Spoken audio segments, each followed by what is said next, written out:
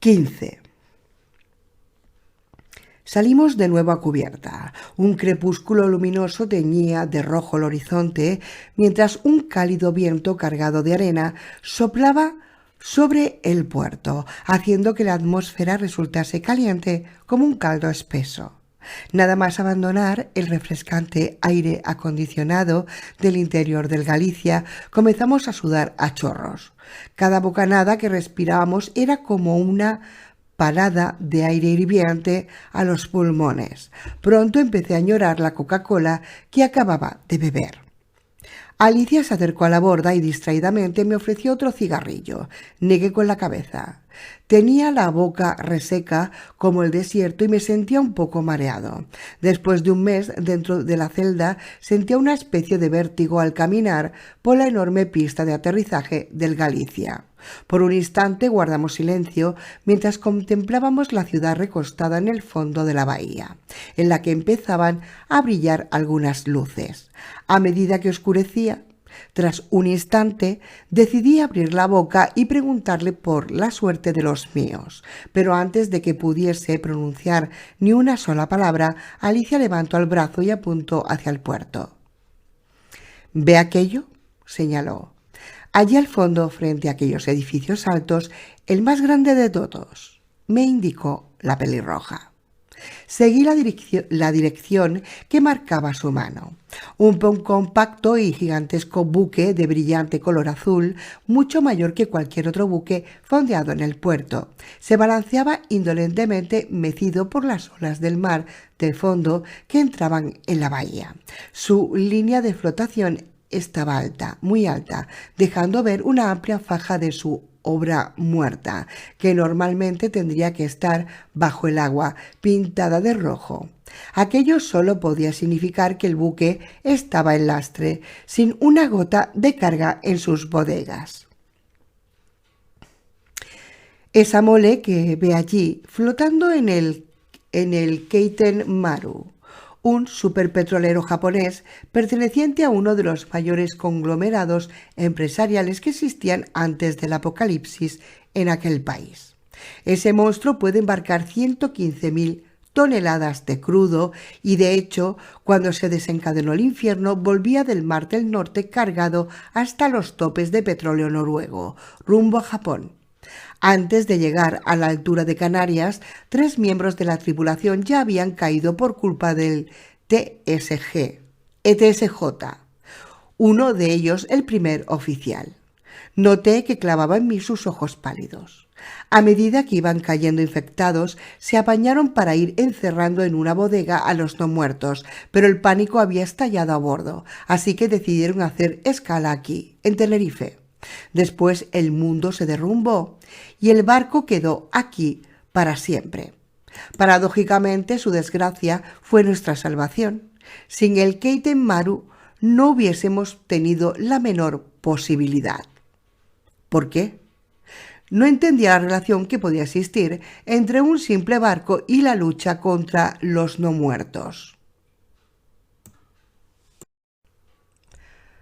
Por su inmensa carga de crudo, 115.000 toneladas de buen, fantástico y excelente petróleo que pudimos transformar en combustible en la refinería del puerto, dijo mientras señalaba las altas torres de craqueado que despuntaban en el horizonte.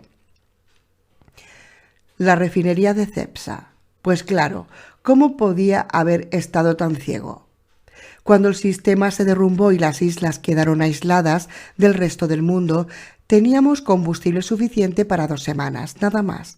La llegada del Keiten Maru nos aseguró un suministro suficiente de combustible desde entonces, pero pese a estar severamente racionado, estamos agotando nuestras últimas reservas desde hace un mes.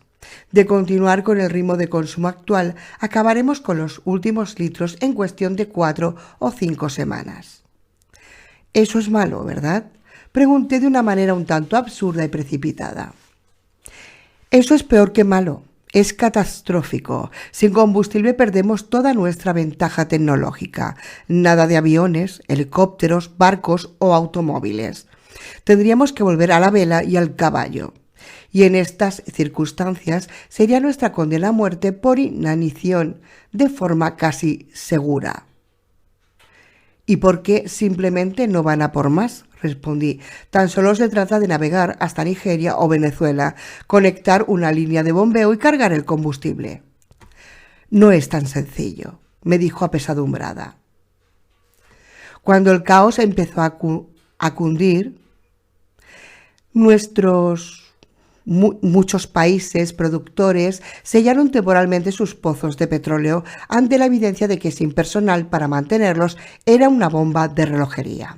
Así, todos los pozos venezolanos y mexicanos fueron clausurados por sus respectivas compañías gestoras.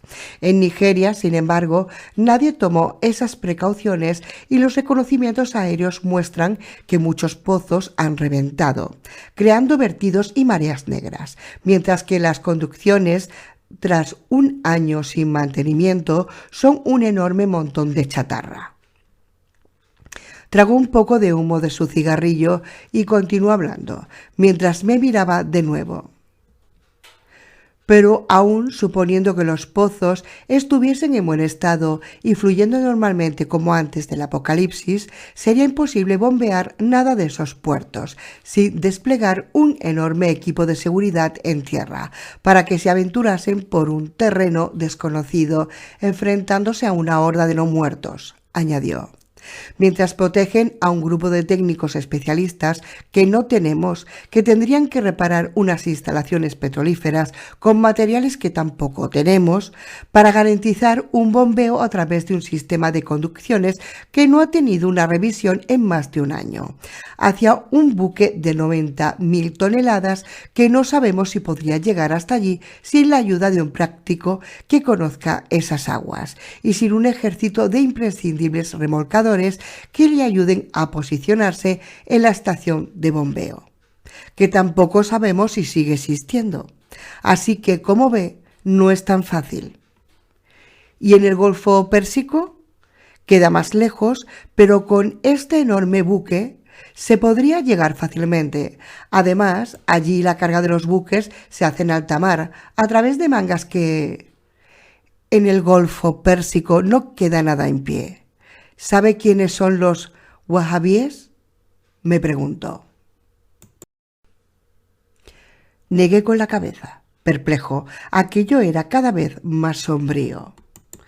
Los wahabíes son una rama ultrarreligiosa del Islam, mayoritaria en el Golfo, que propugna una interpretación literal del Corán y la aplicación de la Sharia. Oriente Próximo fue una de las primeras zonas golpeadas por el TSJ, por su posición geográfica. Durante las últimas semanas, antes del caos definitivo, los wahabíes pregonaban que el TSJ era un castigo de Dios a los hombres por su codicia e impiedad y que la única manera de escapar de la muerte y al horrible destino del TSJ era cometiendo actos de purificación.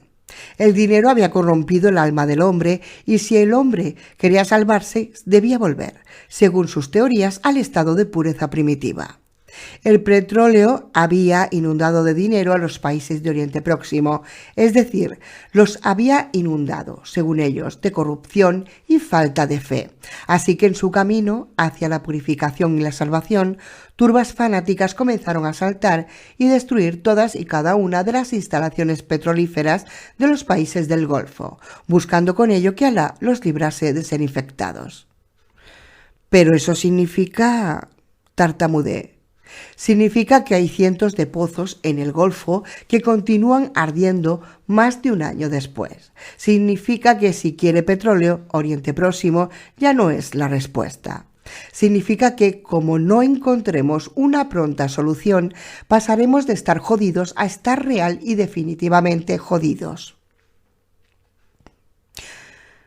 Significa, finalmente, que una nueva Edad Media está a la vuelta de la esquina, como no hagamos algo.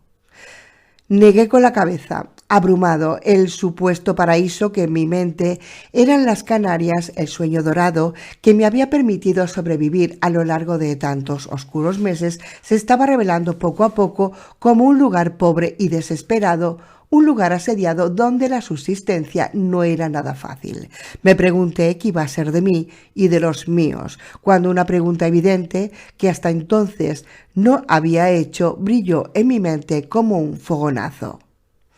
Agradezco mucho su paciencia y en serio le estoy muy agradecido por su acogida, por ponerme al día y por gestionarme todo el papeleo ahí abajo, pero hay una pregunta que no deja de darme vueltas.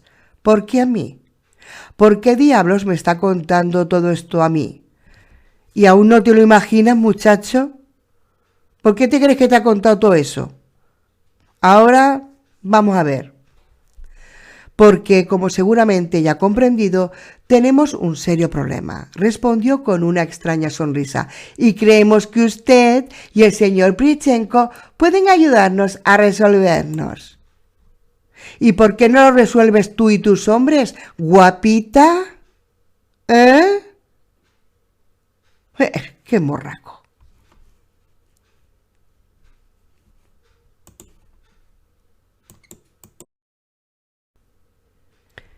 Es que, vaya tela, ¿no son ellos profesionales que son del ejército? Tanto escalafonte, tanto escalafonte. ¿Por qué no lo hacéis vosotros? El chaval es un abogado. ¿Me entiendes? Entonces, ¿qué pasa? Qué pronto, oye, ya sueltan y te meten el marrón pronto. Vaya la bonita de cara. Sigo con el libro. Por un instante pensé que la había oído mal. No, no la has oído mal, hijo mío, no. Estaba pasmado con aquella última frase. Por eso te dio cigarros y te invitó a una Coca-Cola que escasean. ¿Vale? Para dorarte la píldora. Guapo. Para eso. ¿Víctor y yo? Pregunté. ¿Para qué demonios necesitan nuestra ayuda? Es más que evidente, replicó Pons. El señor Prichenko es piloto de helicópteros con varios miles de horas de vuelo en su haber, muchas de ellas en combate real, por no hablar de la proeza que supone el ser capaz de traer un helicóptero desde la península hasta Canarias. Eso le convierte no solo en un elemento valioso de la comunidad, sino que en estos tiempos me atrevo a decir que es imprescindible, un regalo caído literalmente del cielo.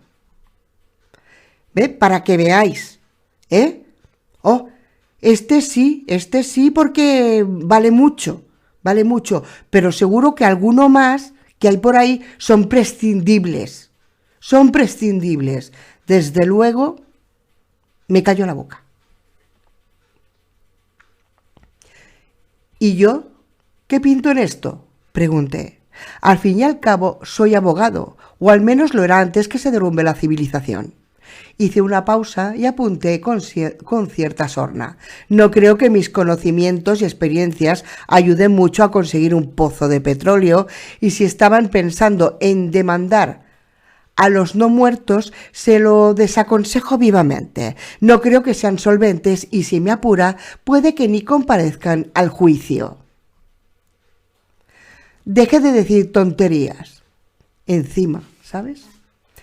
Me cortó Alicia Pons tajante. Si le digo que les necesitamos, no es por su capacidad para hacer gracias, sino por sus aptitudes personales. ¿Tendrá cara dura la tía esta? Han sobrevivido en territorio infectado más tiempo que cualquiera de nuestros grupos de incursión, ya sea por azar o por habilidad, y además el señor Prichenko es posiblemente uno de los mejores profesionales más valiosos que existen en la actualidad. Les necesitamos urgentemente, a los dos, concluyó tajante. Por narices, ¿no? Por narices tienen que ir, vaya tela. Entiendo que puedan necesitar de los servicios de Víctor, dijo cautelosamente, aunque dudo mucho que después de todo lo que hemos pasado nos apetezca salir a él o a mí de la isla en una temporada muy, muy larga. Estamos mental y físicamente exhaustos y lo único que queremos es un lugar seguro donde vivir y trabajar, lejos de esos seres de ahí fuera. Y además, añadí, haciéndome el tonto, no tengo aún muy claro para qué se necesitan ustedes los servicios de un abogado. ¡Oh! Alicia pareció sorprenderse de veras, meneó la cabeza y me dijo suavemente: creo que está usted en un error. No es el gobierno quien necesita los servicios de un abogado. ¿Cómo dice? Entonces, ¿quién demonios? Es el señor Prichenko quien precisa de usted, dijo Alicia pronunciando lentamente las palabras. Y si me permite añadir algo, espero que sea usted realmente bueno en su trabajo, porque le va a hacer falta de verdad. Por unos instantes me quedé tan atónito que no fui capaz de hablar. Si me hubiesen pedido que me comiese a mordiscos la antena del radar del Galicia, no me habría parecido más sorprendente. En pocas palabras, no entendía nada. ¿Víctor? ¿Mis servicios profesionales? Pero ¿de qué coño está? Esta mañana me interrumpió la capitana Pons, súbitamente seria. A las 10 menos cuarto, el señor Víctor Prichenko fue conducido de su celda a la sala de reconocimiento en la que hemos estado hasta hace un momento para darle el alta de cuarentena y facilitarle su documentación de residente. Como a usted. Alicia me miraba ahora con una expresión muy seria en la cara. Cuando iba por uno de los pasillos, se cruzó con otro miembro de su grupo, la hermana Cecilia Iglesias, que se dirigía al mismo punto de reconocimiento para recoger su documentación. De repente, y sin mediar palabra, el señor Prichenko le arrebató la porra a uno de los guardias que le escoltaban y comenzó a golpear en la cabeza a la hermana Cecilia hasta dejarla sin sentido en el suelo, antes de poder ser reducido por los agentes. ¿Serán mentirosos? Me tambaleé como si me hubiese dado un puñetazo en el estómago. Aquello era imposible. ¿Víctor agrediendo a Sor Cecilia? No, de ninguna manera. Aquello no podía ser real. Tenía que haber una equivocación en alguna parte. ¡Qué sinvergüenza de gente! De verdad, qué asco me dan. El pequeño eslavo sentía auténtica veneración por aquella monja risueña, resuelta y vivaracha, que había sacado al ucraniano del profundo pozo de la crisis nerviosa a base de largas charlas y toneladas de consuelo y compresión. ¿Atacarla, Víctor? ¿Por qué? Aquello era totalmente ridículo. Ojalá que a toda esta gentuza, a la Pons y toda esta gentuza, acaben comidos vivos por ser tan malas personas, de verdad. Porque esto es ficticio, pero se podría dar el caso perfectamente. La gente así, abunda y existe. La hermana Cecilia se encuentra ahora en estado de coma en la enfermería de a bordo y puede que muera en las próximas 72 horas a causa de sus heridas. Continuó Alicia Pons. Lamento tener que comunicarle esto. Tiene que ser un error, dije en el tono más calmado que pude encontrar dentro de mí. Víctor quiere a esa mujer como si fuese su madre. No es posible que lo que me está contando sea cierto. Parece difícil de aceptar, pero lamentablemente no hay ninguna duda sobre cómo fueron los hechos, me respondió Alicia, con una nota triste en la voz. Hay 3 testigos de los hechos, los agentes de seguridad que les acompañaban en aquel instante, y uno de ellos es el jefe de guardias, un hombre de nuestra plena confianza, concluyó. No existe la menor discrepancia en sus relatos. Sí, claro, todos juntitos, con su versión. Madre mía. Víctor, un asesino. No, aquello era imposible. Necesitaba verle, tenía que hablar con él, saber qué demonios había pasado. Una vez más volví a tener la asfixiante sensación de estar atrapado en las mandíbulas de algo que se me escapaba totalmente de control. La última vez que había tenido esa angustiosa sensación había sido a bordo de otro buque, el Zar en Kibis, y parecía haber pasado un milenio desde entonces. Notaba la mirada de Alicia Pons clavada en mí, mientras mi mente no dejaba de girar a toda velocidad. Tenía que tomar las riendas de aquello antes de que fuese demasiado tarde. Tenía que trazar un plan. Eso era. «Quiere mi ayuda y la de Víctor, ¿verdad?», interpelé a Alicia Pons, que me observaba expectante. «Pues para empezar, necesito que me lleve junto a él ahora mismo. No mañana, ni dentro de 10 minutos, ni cuando lo tengan planeado. Necesito ver a mi amigo y tiene que ser ya, si realmente quieren que colaboremos. ¿Puedo contar con usted?».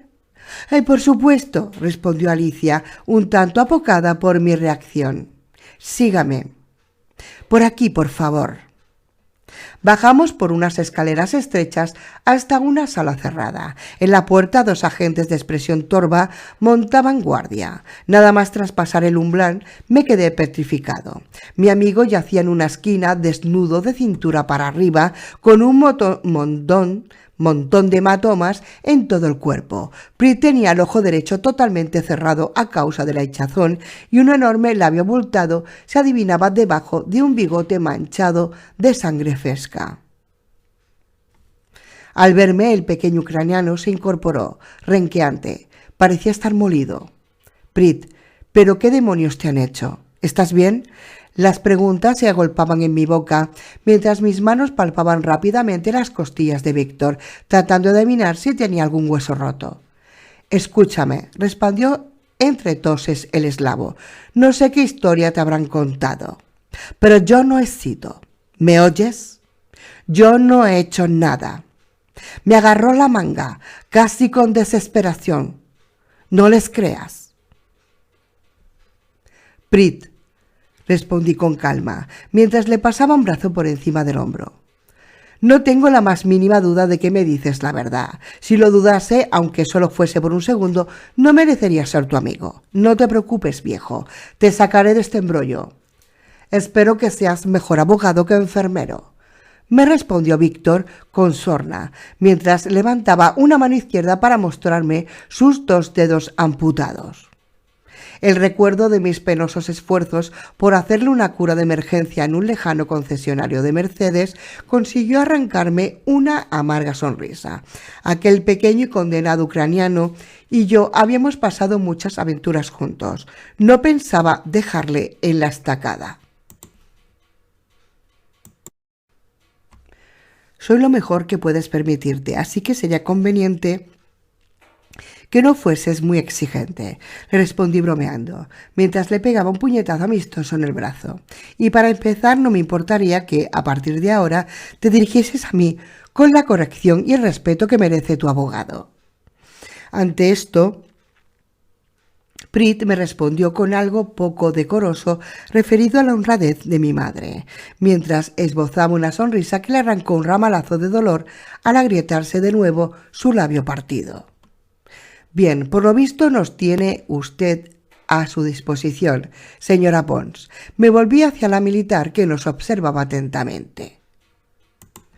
«Ahora dígame, ¿dónde diablos está Lucía? ¿Y Lúculo?». Antes de que pudiese darme una respuesta, vi cómo se recortaba en la puerta de aquel camarote una silueta femenina terriblemente familiar, ágil y alta. Por un instante pareció dudar en la entrada, como si temiese dar un paso adelante. A la luz que se filtraba por el ojo de buey, podía adivinar la piel de sus brazos, cubiertos de pecas, de las que podría hacer un mapa con los ojos cerrados, de tantas veces que la había contemplado en silencio. En medio de aquellos brazos que yo sabía suaves como el terciopelo, una enorme bola de pelo naranja se removía inquieta, pugnando por librarse del abrazo y saltar al suelo. Finalmente, con un maullido de indignación, Lúculo consiguió zafarse y en 4 rápidos saltos lo tenía ronroneando en mi regazo, contento por reunirse de nuevo conmigo. Antes de que me diese tiempo a hacer cualquier clase de comentario ingenioso, Lucía ya había cruzado la sala. Mis labios la buscaron, sedientos de su sabor, mientras nos fundíamos en un prolongado e intenso abrazo. Finalmente, cuando nos separamos, pude ver con más claridad a mi chica. Tenía un feo moratón en la sien izquierda y parecía estar visiblemente más delgada y algo pálida, pero por lo demás estaba tan guapa como siempre. Un brillo de furia titilaba en los ojos verdes, arrasados por las lágrimas. ¿Sabes lo que han hecho esos? La ira apenas le permitía articular palabra, pero captaba perfectamente el mensaje. La sujeté por los hombros, mientras le susurraba palabras tranquilizadoras al oído. Mientras lo hacía, notaba como una corriente de determinación me iba invadiendo lentamente. Por primera vez en meses me sentía de nuevo con las pilas cargadas. Volví a sentirme inundado del extraño valor que me había permitido sobrevivir cuando el mundo se había ido al infierno un año antes. La capitana Pons dijo algo en aquel momento referido a bajar a tierra de una vez, pero ni siquiera fui capaz de prestarle atención. Tenía prácticamente a toda mi familia a mi alrededor y me sentía enormemente aliviado. La ausencia de Sor Cecilia me pesaba como una losa, pero estaba convencido de que la monja, dotada de un espíritu inquebrantable, saldría adelante. Del resto, incluso el problema de Prit, nos encargaríamos en su momento. A mayores retos nos habíamos enfrentado y habíamos sido capaces de salir adelante. Sujetando a un maltrecho Prit entre Lucía y yo, salimos de aquel pequeño camarote sin mirar atrás. Íbamos a bajar a tierra. Por fin íbamos a saber cómo era el nuevo mundo de los escasos supervivientes. Por fin sabríamos qué era lo que quedaba de la raza humana. Y estábamos preparados para ello, fuera lo que fuese, y al diablo con las consecuencias.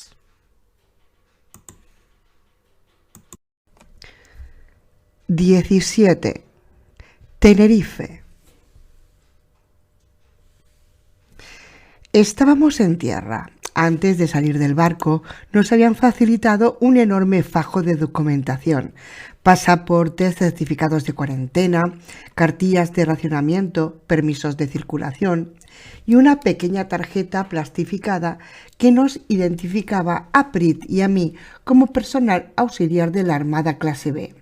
A Lucía, sin embargo, le habían dado otra distinta, de color anaranjado, que simplemente la clasificaba como residente civil.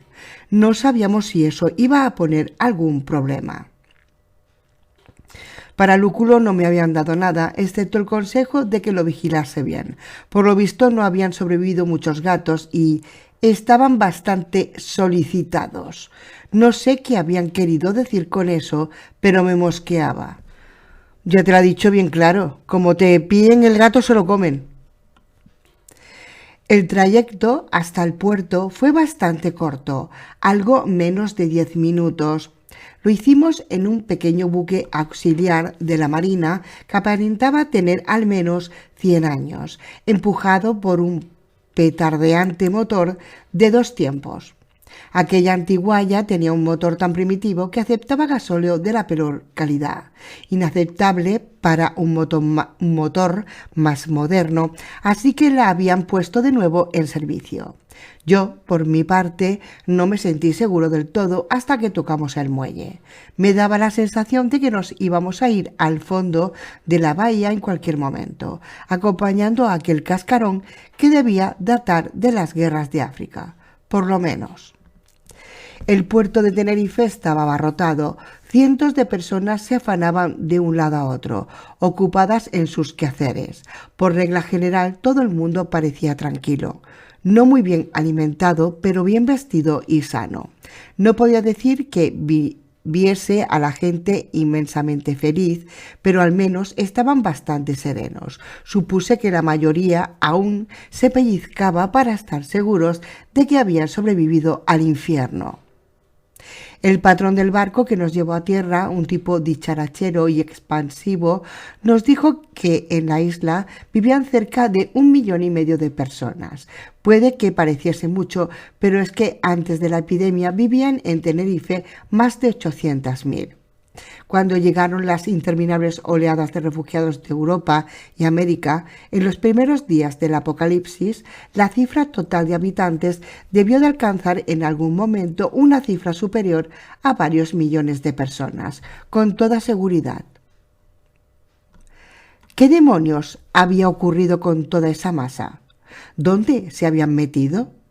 No sabía qué diablos pasaba, pero de ser cierto lo que contaba aquel hombre, faltaba gente, mucha gente. Un tipo de uniforme estaba en el muelle, esperándonos para comprobar nuestra documentación. Ligeramente sorprendido, observé que había banderas por todas partes, como si a los supervivientes les hubiese dado un repentino ataque de patriotismo. Incluso en el autobús que nos tenía que llevar a nuestro nuevo domicilio ondeaban banderas, no solo la española, sino aquella curiosa insignia azul que había visto en el tope del mástil del Galicia. Uy, uy, uy, huele mal, ¿eh? Esto huele mal. Había algo que se me escapaba y nadie parecía tener ganas de contarnos qué diablos pasaba exactamente. 18. Fue un fin de semana realmente sorprendente. La última vez que había estado en Canarias había sido en unas vacaciones, antes del apocalipsis. Siempre había tenido ganas de volver a las islas, pero ni en mis pesadillas más salvajes hubiese imaginado una vuelta en aquellas condiciones tan especiales. Una vez que el oficial del puerto, un tipo sudoroso y estresado que estaba atendiendo 5 cosas a la vez, revisó nuestra documentación, nos dio un apresurado apretón de manos y se alejó velozmente para atender algún asunto que le reclamaba en otra parte. Prit, Lucía y yo nos quedamos de pie en el muelle, con todo nuestro equipaje a los pies, esperando el autobús sin saber muy bien qué hacer. Me sentía intranquilo. Algo en todo aquello hacía que estuviese con los nervios a punto de estallar, y por la expresión de Prit y Lucía supe que a ellos les ocurría exactamente lo mismo. El ucraniano se pasaba nerviosamente la lengua por su labio partido, mirando con ansiedad hacia todas partes, mientras sus manos buscaban de forma inconsciente un arma que no tenía. Lucía, por su parte, se había ido pegando imperceptiblemente a mi cuerpo y sostenía el lúculo contra su pecho, buscando refugio. Hasta el gato vibraba de nerviosismo. Tardé un buen rato en darme cuenta. Era la gente. Tan solo eso. Había más personas allí. Estábamos rodeados por una multitud de gente que iba y venía a nuestro alrededor, ocupados en sus asuntos, gente que pasaba rozándonos sin apenas echar un vistazo a aquel curioso trío atemorizado sobre el cemento del puerto de Tenerife. Cerré los ojos, mareado. El rumor de la muchedumbre nos envolvía por todas partes. Gritos, retazos de conversaciones, risas, el lloro de un niño, el murmullo de fondo de cientos de bocas hablando a la vez, el relincho de algún caballo. Después de más de un año rodeado del silencio del cementerio, aquel gentío resultaba sorprendente. Fue Lucía quien nos hizo notar otro pequeño detalle. Allí por primera vez desde hacía meses no olía a podredumbre. 1001 aromas floraban en el ambiente, algunos agradables y otros desagradables. Estábamos en un puerto al fin y al cabo, pero todos ellos eran decididamente humanos. Además, y sobre todo, lo más curioso en aquel momento era que no teníamos nada que hacer. No teníamos que ir corriendo a ninguna parte, ni nos estaban acosando ningún no muerto. Por primera vez en muchísimo tiempo estábamos absolutamente ociosos. Sin embargo, era una imagen de normalidad engañosa. Semejante multitud nunca hubiese estado en los muelles antes del apocalipsis. No se veía circulando ni un solo vehículo a motor, excepto algún huro del ejército, pero sí se veían grandes cantidades de animales de tiro, arrastrando improvisados carros hechos a partir de chasis de furgonetas. No me sorprendió nada descubrir que el autobús que debía llevarnos a nuestro nuevo hogar era en realidad una carreta arrastrada por 2 bueyes. Nuestro alojamiento era un antiguo hotel de 3 estrellas, construido en los años 70 y que durante décadas alojó a innumerables legiones de turistas europeos que acudían a las Canarias, sedientos de sol y playa. Era evidente que el edificio, aunque limpio y pulcro, había conocido tiempos mejores, pues presentaba un aspecto un tanto ajado. Supuse que ya antes de convertirse en un montón de viviendas para refugiados, aquel hotel no era precisamente el mejor de la isla. La antigua recepción se había convertido en un improvisado patio de comunidad por donde cruzaban chillando los niños que vivían con sus familias en el complejo. No habíamos visto muchos niños, posiblemente porque no habían sobrevivido demasiados, pero sin embargo la cantidad de bebés y mujeres embarazadas era abrumadora. Miraras a donde mirases, parecía que la mitad de las mujeres de la isla estaban a punto de dar a luz o en camino de hacerlo. Era como si un primitivo instinto de supervivencia impulsase a los supervivientes a reproducirse a toda costa. Había leído algo sobre un fenómeno similar ocurrido entre los supervivientes del Holocausto judío, pero nunca imaginé que podría llegar a verlo en persona. La sensación era bastante perturbadora. La mayoría de los residentes en aquel edificio estaba compuesto por gente que, como Prit y yo, había sido clasificada como personal auxiliar de la Armada, acompañados de sus respectivas familias. La mayor parte de ellos eran mecánicos, ingenieros, técnicos de mantenimiento, electricistas, incluso había un veterinario 2 pisos más abajo.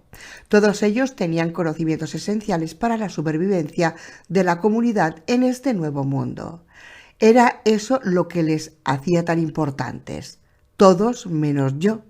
Pensé con un pozo de amargura. Tan solo estaba allí porque la burocracia de la isla había determinado que Prichenko y yo íbamos en el mismo paquete, como supervivientes experimentados. Si no fuese tan trágico, me daría la risa. Nos habían asignado 3 habitaciones contiguas en un pasillo de la 5ª planta, teniendo en cuenta que solo había electricidad durante 6 horas al día. Desde las 6 de la tarde hasta medianoche no dejaba de ser un auténtico incordio, sobre todo cuando había que subir tramo tras tramo de escalera. Afortunadamente, los anteriores inquilinos habían decidido tirar los tabiques para unir las 3 habitaciones y formar un improvisado apartamento, así que pudimos permanecer juntos. Las habitaciones estaban baqueteadas, pero limpias. Había agua, aunque no caliente, y por lo que nos contaron, durante las horas en las que había fluido eléctrico se podía recibir la señal del canal de televisión que poseía la isla en los trasteados aparatos que estaban atornillados encima de la cama. En definitiva, no estábamos tan mal. Esa era la parte buena.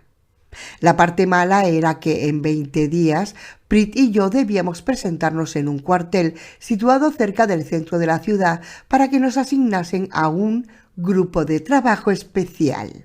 Y algo me decía que aquel trabajo especial no nos iba a gustar nada, pero nada de nada.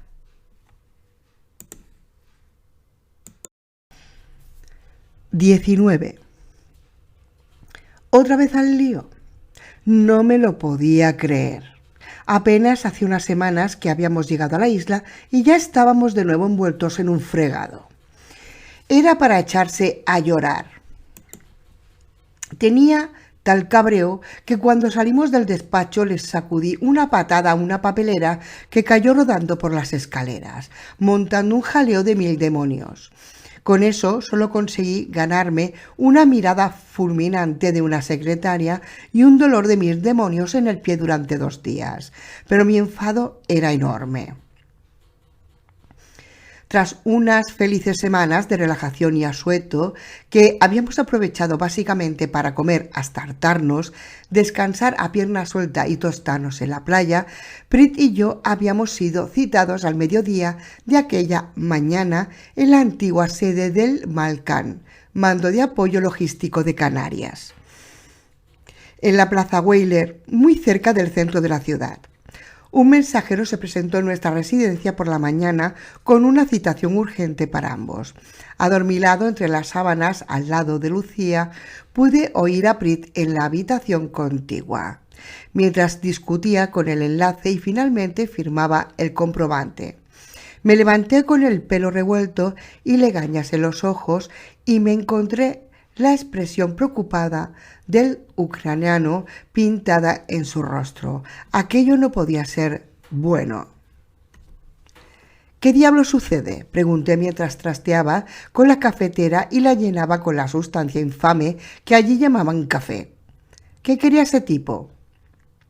Mejor míralo tú mismo, fue la respuesta del ucraniano mientras me atendía la hoja de papel. Creo que quieren que empecemos a ganarnos nuestro alojamiento. Tras desayunar y asearnos, emprendimos el camino con una sensación de intranquilidad en el fondo del estómago. No teníamos muy claro qué era lo que querían de nosotros, así que decir que ambos íbamos con la mosca detrás de la oreja es quedarse cortos. Un maltratado Uro nos esperaba en la puerta del antiguo hotel. Su conductor, un chico muy joven vestido de uniforme, no aparentaba tener más de 18 años. Me jugaría 1.000.000 de euros a que ese muchacho llevaba poco tiempo alistado. Seguramente apenas unos meses antes era un refugiado más entre la multitud. Eso me hizo reflexionar.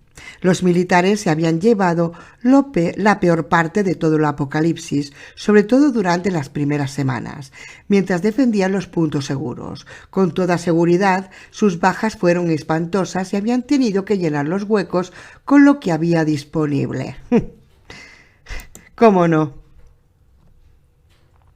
Tan solo 5 minutos después de haber salido, nos quedó suficientemente claro que aquel chaval que nos habían asignado como conductor no tenía mucha experiencia conduciendo un chisme del tamaño de un Uro.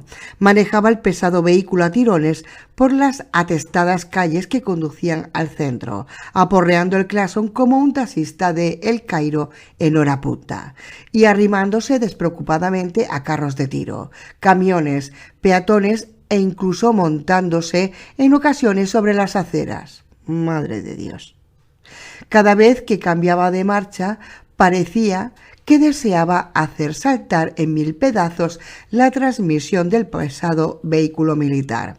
Sin embargo, de manera milagrosa, al cabo de 40 minutos de trayecto, llegamos finalmente de una pieza a la Plaza Weyler. Al bajar del vehículo, Prit y yo echamos un vistazo a nuestro alrededor, sin ser capaces de creernos bien lo que estábamos viendo. Gran parte de los edificios que rodeaban la plaza presentaban claras huellas de haber ardido en mayor o menor grado.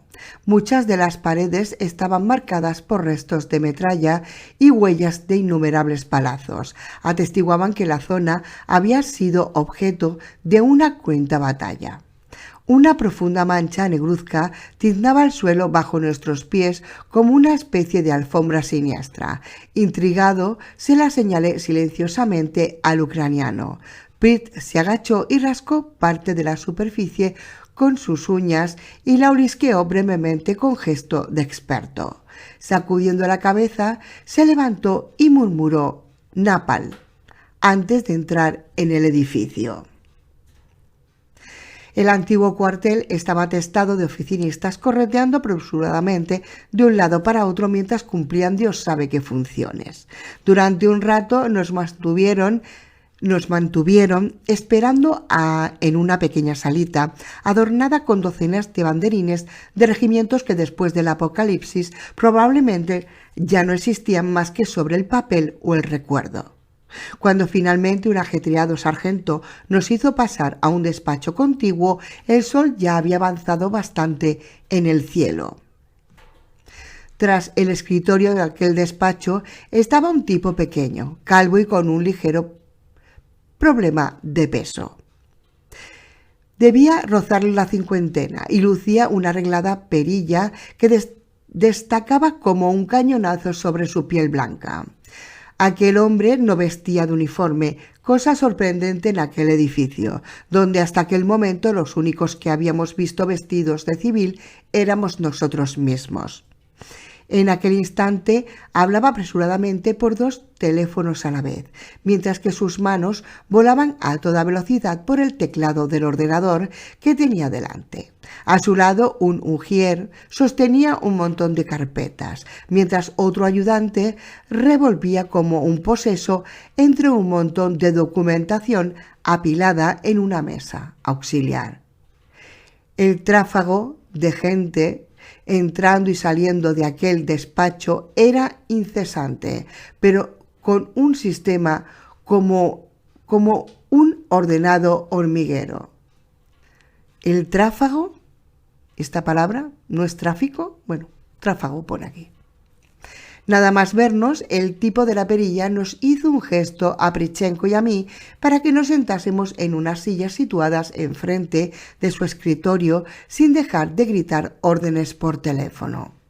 Mientras esperábamos que acabase sus varias conferencias simultáneas, me dio tiempo a echarle un vistazo al marasmo que nos rodeaba. La mayoría de las carpetas llevaban un sello que la identificaba como pertenecientes al segundo grupo operacional de intendencia. Por el contexto de las conversaciones intuí que aquella parte del edificio debía de ser la sede administrativa de dicha unidad, de la que hasta entonces no habíamos tenido ninguna noticia.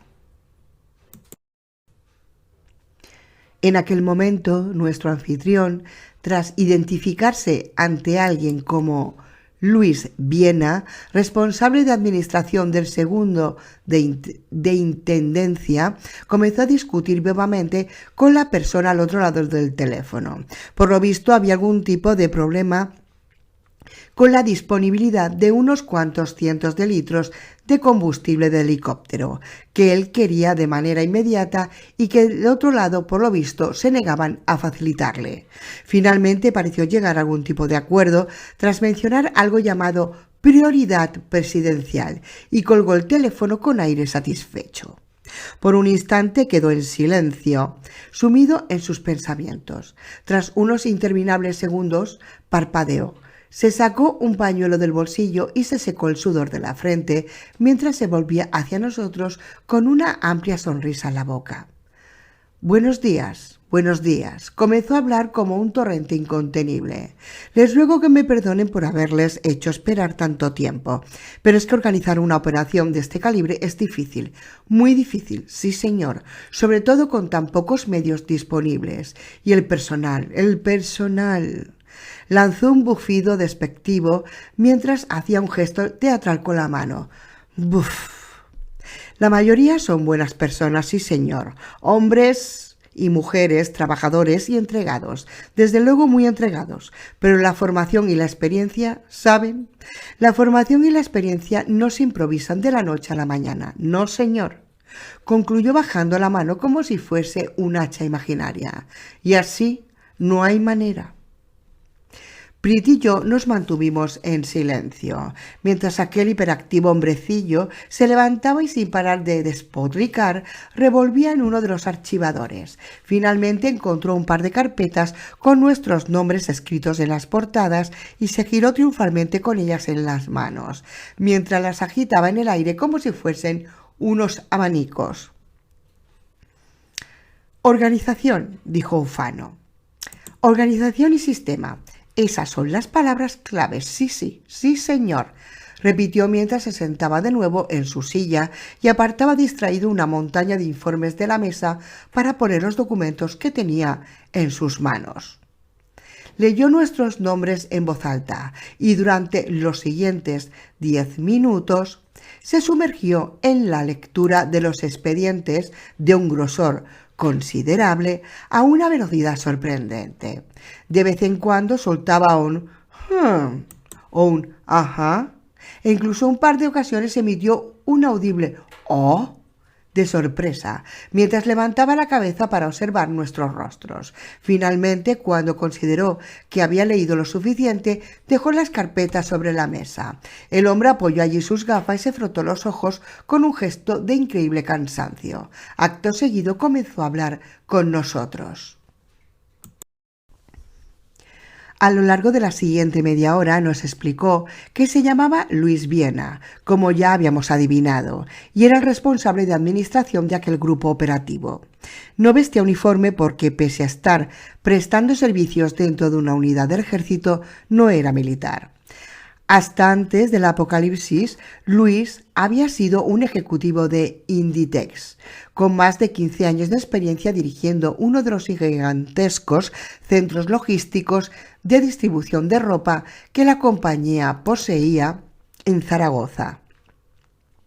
Estaba disfrutando de unas tranquilas vacaciones en su casa de las islas con su mujer y sus hijas, cuando el mundo empezó a irse al carajo. Desde allí asistió impotente el derrumbe del mundo y a la derrota de la humanidad a manos de los no muertos, así como a la llegada de los restos destrozados de los grupos de supervivientes. Primero como una tromba y después poco a poco como un leve goteo que había acabado, de momento, en nosotros. Una vez que las cosas comenzaron a calmarse en Canarias, el ejército lo reclutó rápidamente para que se encargase de ordenar los trozos rotos en los que se había convertido su intendencia. Era la persona indicada, debido a su profesión y la única que tenía alguna experiencia en organización de recursos considerables. Por lo visto, su trabajo había sido notable hasta el momento. No pude evitar sentir una profunda envidia de aquel tipo parlanchín y nervioso que se sentaba frente a nosotros. No solo había sobrevivido al apocalipsis tranquilamente sentado en las Canarias, en su propia casa y rodeado de su familia, sino que además su puesto estaba justo allí, confortablemente situado detrás de un escritorio a cientos de kilómetros del no muerto más cercano. Comparado con nuestra experiencia, una bitácora. Además, algo me decía que Brit y yo íbamos a tener que oler la mierda mucho más cerca que él. De hecho, si mi instinto no me engañaba, en primera fila. Evidentemente, el TSJ no había tenido la delicadeza de llevarse por delante tan solo a los inútiles o malhechores, sino que desgraciadamente gran parte de los caídos eran personas con conocimientos o habilidades imprescindibles para la supervivencia del resto de la sociedad. Ingenieros, arquitectos, técnicos agrícolas, enfermeras, pilotos, médicos, soldados, de todo eso faltaba en grandes números, sobre todo de los últimos. El personal médico y los militares se habían llevado la peor parte en el reparto de muerte. Al haber constituido la primera línea de defensa en la batalla perdida contra el TSJ, ahora el gobierno estaba tratando de reconstruir las unidades militares y sanitarias a marchas forzadas, pero para eso hacía falta tiempo, sobre todo para el personal médico. Y ahí era donde, por lo visto, entrábamos nosotros. Brit era uno de los pilotos de helicóptero con más horas de vuelo que habían sobrevivido al caos, lo que lo convertía automáticamente en un elemento de un valor incalculable. Por mi parte, y a los ojos burocráticos del sistema, el hecho de haber pasado más de un año en territorio apache, así llamaban en el argot militar a las zonas infestadas de no muertos, me convertía en un veterano experimentado. Toma ya. Capacitado no solo para sobrevivir en un entorno hostil, sino para cuidar de la gente menos experimentada de mi equipo. Mientras Viena hablaba, notaba cómo la sangre se iba escapando paulatinamente de mi rostro. Aquel tipo no podía estar hablando en serio. ¿Yo, un veterano experimentado? ¿De qué demonios estaba hablando? Si me había pasado la mayor parte de aquel año corriendo como un conejo de un lugar a otro, o escondido bajo tierra en el sótano búnker del hospital Meixoxeiro. Desde luego no era ningún Rambo, tal y como ellos parecían pensar. Educadamente le hice todas estas observaciones al señor Viena y de paso le comenté, por si no se había dado cuenta, que Víctor Prichenko, aunque sin duda un excepcional piloto, había perdido media mano en una explosión. No éramos quienes ellos creían, tan solo éramos dos supervivientes, agotados y exhaustos, que pretendían comenzar una nueva vida allí, nada más. Haríamos cualquier trabajo que se nos encomendase, pero no éramos soldados y ni por todo el oro del mundo volveríamos al llamado territorio apache. Dije todo esto en una larga parrafada y finalmente me arrellané en la silla, contemplando a mi interlocutor muy satisfecho. Viena se nos quedó mirando por unos instantes, totalmente inmóvil. A continuación carraspeó y se dirigió a ambos. Señores, creo que no lo han entendido bien. Lo que les estoy planteando no es una oferta, sino una orden. Y no mía, sino de mucho más arriba. Si por alguna extraña casualidad pensasen que siguen instalados en su ordenada vida previa al apocalipsis, es mejor que vayan abandonando esa idea cuanto antes. ¿Veis? Es que lo sabía. No te puedes fiar de esta gente. El mundo ha cambiado por completo y ese cambio nos afecta a todos, señores, y eso les incluye a ustedes. Se giró hacia Prit y continuó. El señor Prichenko posiblemente no haya caído en que se encuentra en una situación muy delicada. Es cierto que, como dije antes, es posiblemente uno de los pilotos más experimentados que actualmente hay en las islas y solo Dios sabe lo que necesitamos lo necesitados que estamos de buenos pilotos. Pero también está ese feo asunto de la monja. Madre mía de mi vida, por favor. Manel, el escritor de esta novela. Manel, por favor, hazle un favor a la humanidad. Te tienes que cargar a toda esta gentuza. Que se lo coman los zombies al final, por favor. Por favor, porque si no ya no subo más contenido tuyo. Sigo con el libro. Perdonad. Agarré a Prit por el brazo para evitar que saltase sobre la mesa, mientras el ucraniano barbotaba una ristra de palabras ininteligibles en ruso. Lo cual nos lleva a la siguiente situación. Viena cabeceó con aire pensativo, indiferente a la reacción del eslavo. Si el señor Prichenko se alista voluntariamente en este cuerpo de intendencia, supongo que podríamos, ¿cómo decirlo?, buscar una solución amistosa y agradable para todas las partes en el incidente del Galicia, lo cual equivaldría sin duda a la retirada de cargos y a que no tuviese lugar juicio. Madre mía de mi vida, qué mala leche estoy cogiendo, gente. Perdonad. En cuanto a usted, esta vez se dirigió a mí. No hace falta que le diga lo necesaria que es su persona dotada de su experiencia para enfrentarse a esas cosas. La mayoría de los miembros de nuestros grupos de incursión han estado con mucho 3 o 4 veces en territorio apache desde que huyeron de sus puntos seguros. Usted, sin embargo, se interrumpió para hojear mi expediente. Ha sobrevivido junto con sus amigos durante más de un año ahí fuera. Sonrió. Y eso es algo que no muchos pueden decir por aquí. Me quedé en silencio por unos segundos. En su boca todo aquello tenía sentido, por más que supiese que no era del todo verdad. Y además sabía que Prit estaba cogido por las pelotas y no tendría más remedio que aceptar. La sola idea de dejar a mi único amigo en la estacada me revolvía el estómago. Además, por otra parte, si no aceptaba aquel puesto, no sabía de qué demonios iba a vivir. No hacían falta muchos abogados en aquel momento y tal como había tenido la oportunidad de comprobar, la decisión estaba clara. Miré a Prit y tropecé con la mirada resignada del pequeño eslavo. ¿Qué le vamos a hacer?, decían sus ojos. Por lo menos iremos juntos, ¿verdad?, me preguntó resignado, mientras me apoyaba la mano en el hombro. Por supuesto, respondí, ocultando mi angustia. Iremos juntos, Prit, no lo dudes. Sin embargo, mi mente no paraba de pensar a toda velocidad. Otra vez al lío. Joder. Estupendo, señores, palmoteó alegre Viena, mientras sellaba rápidamente unos impresos y nos los ponía delante para su firma. En cuanto salgan de aquí, les llevarán al cuartel de su grupo. Si tienen algo que arreglar en casa, háganlo con urgencia. Nos miró con seriedad sobre el cristal de sus gafas mientras cambiaba el tono de su voz. Salen mañana mismo hacia la península y no hace falta que les diga qué es lo que van a encontrar allí.